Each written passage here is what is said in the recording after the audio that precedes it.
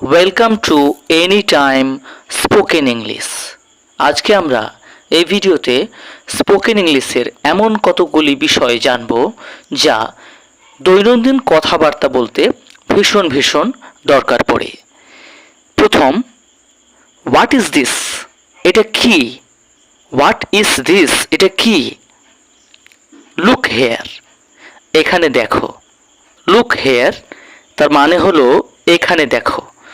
Be careful মানে সাবধান হও।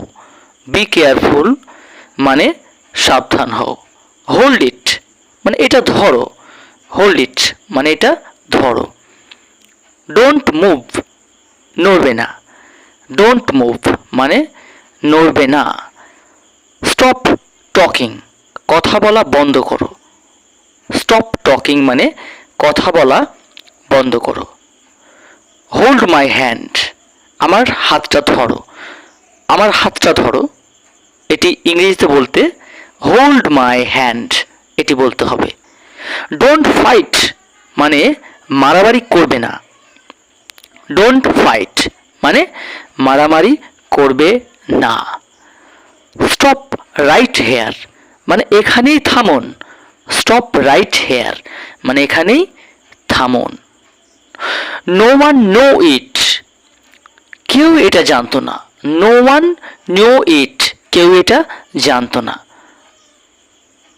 লেট মি গো, আমাকে ছেড়ে দিন। লেট মি গো তার মানে আমাকে ছেড়ে দিন। আই ওয়াজ কাফিং, আমি কাশছিলাম। আই ওয়াজ কাফিং মানে আমি কাশছিলাম। আই এম নট থার্স্টি, আমার তেষ্টা পাইনি। আই অ্যাম নট থার্স্টি মানে আমার তেষ্টা পাইনি। আই হ্যাভ টাইম, আমার সময় আছে। আই হ্যাভ টাইম মানে আমার সময় আছে। I am in the house, আমি বাড়িতে আছি।